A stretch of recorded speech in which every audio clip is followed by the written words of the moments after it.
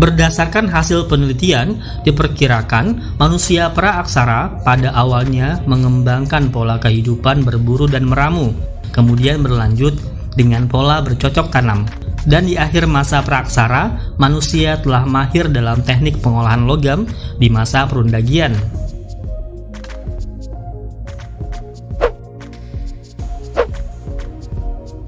Masa berburu dan meramu disebut juga dengan masa mengumpulkan makanan yang tersedia dari alam atau food gathering. Nah, masa berburu dan meramu ini terbagi menjadi dua tahapan. Tahapan pertama, masa berburu dan meramu tingkat awal. Manusia purba pada masa ini mempunyai ketergantungan yang besar terhadap apa yang disediakan oleh alam. Pola hunian mereka masih terbuka dan dekat dengan sumber air. Manusia purba yang tinggal di hutan biasanya berburu binatang, sedangkan manusia purba yang hidup di sekitar pantai, mereka menangkap ikan dan kerang. Masa berburu dan meramu diperkirakan berlangsung pada zaman batu tua atau Paleolitikum. Ciri-ciri kehidupan pada masa berburu dan meramu tingkat awal ini antara lain, kebutuhan untuk hidup sangat bergantung pada alam. Alat-alat bantu yang digunakan dibuat dari batu yang masih kasar. Mereka belum mengenal bercocok tanam, dan manusia pada masa ini hidup secara nomaden atau tempat tinggal yang masih berpindah-pindah. Tahu nggak kenapa manusia purba hidup secara berpindah-pindah atau nomaden? Ada dua hal yang mempengaruhinya, yaitu pertama, pergantian musim. Pada saat musim kemarau, hewan buruan yang merupakan sumber makanan manusia purba berpindah tempat untuk mencari sumber air yang lebih baik. Berpindahnya hewan yang merupakan sumber makanan manusia ini mendorong manusia ikut berpindah-pindah. Faktor kedua adalah umbi-umbian dan binatang buruan di sekitar mulai berkurang. Tahapan kedua adalah masa berburu dan meramu tingkat lanjut. Pada masa berburu dan meramu tingkat lanjut, kehidupan manusia prasejarah sedikit lebih maju daripada masa sebelumnya. Namun kehidupan mereka masih tergantung kepada alam. Masa berburu dan meramu tingkat lanjut ini diperkirakan berlangsung pada masa Mesolitikum. Masyarakat pada masa ini memenuhi kebutuhannya sebagian dengan bercocok tanam secara sederhana tentunya, dengan berkebun, dan sebagian lagi masih berburu. Karena mereka sudah berkebun, maka tentu mereka harus menunggui hasil kebunnya. Hal ini mendorong mereka untuk menjalankan pola hidup menetap sementara atau semi-sedenter. Namun, karena mereka masih harus memenuhi sebagian kebutuhan makanan mereka dari berburu, maka jika bahan makanan di alam sekitar mereka sudah habis, mereka akan berpindah tempat atau nomaden. Dengan demikian, maka dapat kita simpulkan masa kehidupan berburu dan meramu tingkat lanjut merupakan masa peralihan dari food gathering menuju food producing. Dari sisi pola hidup, mereka bertempat tinggal di gua-gua atau abris soft rock.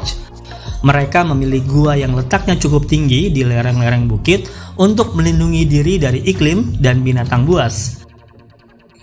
Pada masyarakat berburu dan meramu tingkat lanjut, diduga telah muncul kepercayaan. Buktinya adalah dengan ditemukan bukti-bukti tentang penguburan yang ditemukan di gua. Dari mayat-mayat yang dikuburkan tersebut, ada yang ditaburi dengan cat merah. Diperkirakan, cat tersebut berhubungan dengan upacara penguburan. Pada dinding-dinding Gua Leang Patea, Sulawesi Selatan, ditemukan lukisan cap tangan dengan latar belakang cat merah. Menurut para ahli, hal tersebut mungkin mengandung arti kekuatan atau simbol kekuatan pelindung untuk mencegah roh-roh jahat. Ada beberapa gambar yang tidak lengkap. Gambar tersebut dianggap sebagai tanda adat untuk berkabung.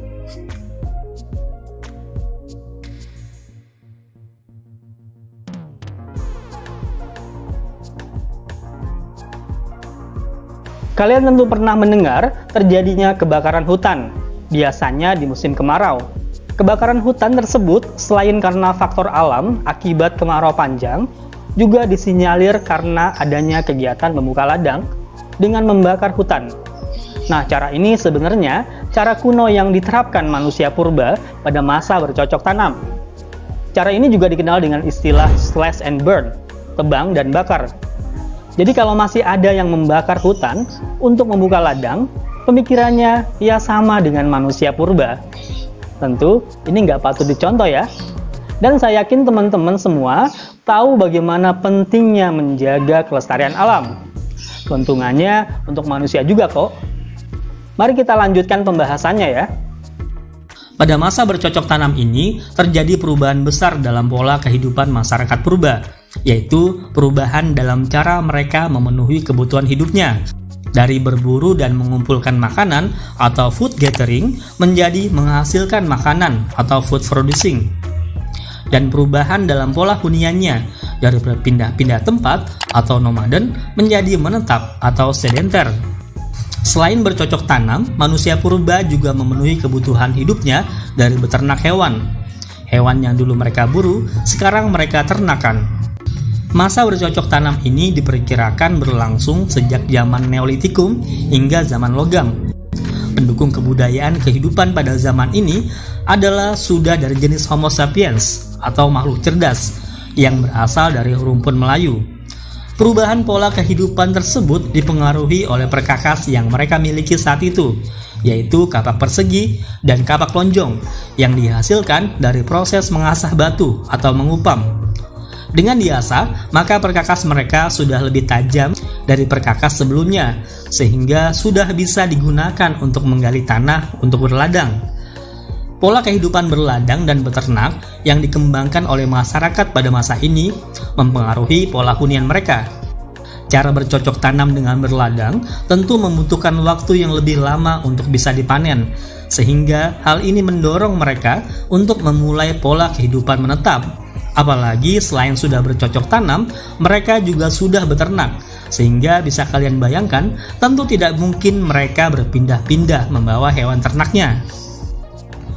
Pada masa bercocok tanam, hutan belukar dimanfaatkan untuk dijadikan ladang dengan menanam tanaman, sehingga lama-kelamaan tanah di sekitar tidak subur dan tidak dapat lagi ditanami.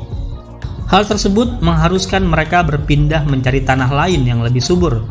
Sistem bercocok tanam seperti ini sering disebut dengan sistem berladang pindah atau berhuma. Masyarakat praaksara pada saat itu telah memiliki tempat tinggal yang tetap. Mereka memilih tempat tinggal pada suatu tempat tertentu. Kehidupan sosial yang dilakukan oleh masyarakat pada masa bercocok tanam ini terlihat dengan jelas melalui cara bekerja dan bergotong royong. Setiap pekerjaan yang dilakukan oleh masyarakat selalu dilakukan dengan cara bergotong royong.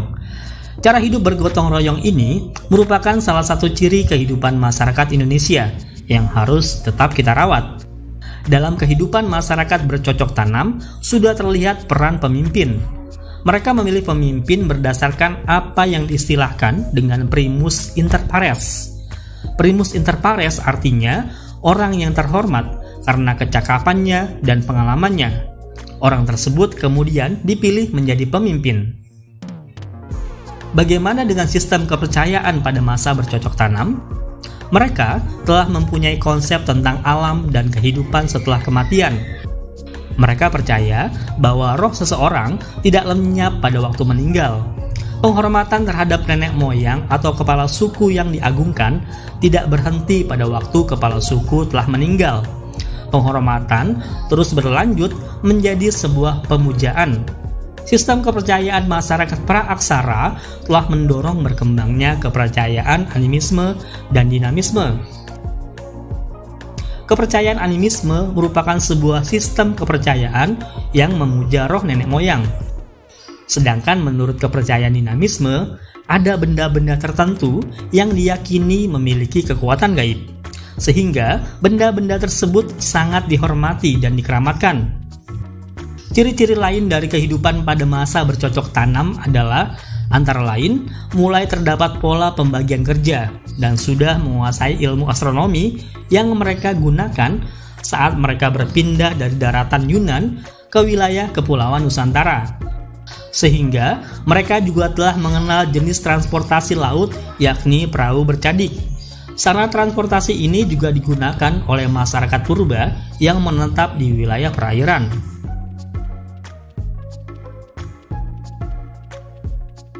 Perundagian berasal dari kata undagi yang artinya sama dengan tukang atau seseorang yang memiliki keterampilan atau ahli dalam melakukan pekerjaan tertentu. Masyarakat perundagian adalah masyarakat di mana masing-masing orang bekerja sesuai dengan keterampilannya masing-masing. Itu berarti spesialisasi kerja sudah sangat maju pada masa ini. Zaman ini dimulai sekitar 10.000 tahun yang lalu. Dalam bidang pertanian, masyarakat perundagian mulai mengembangkan sistem persawahan, sehingga tidak lagi bergantung pada tanah humus dan berusaha mengatasi kesuburan tanahnya melalui kegiatan pengolahan tanah. Sehingga pada masa ini, mata pencaharian utama masyarakat adalah bertani yang dilakukan secara lebih teratur dan maju, yaitu dengan menggunakan sistem pengairan dan sistem cara sering dalam membuat sawah-sawah. Berikut ini adalah ciri-ciri kehidupan pada masa perundagian, antara lain kemampuan mengolah logam, khususnya perunggu dan besi, adalah salah satu segi yang membedakan dari masa-masa sebelumnya.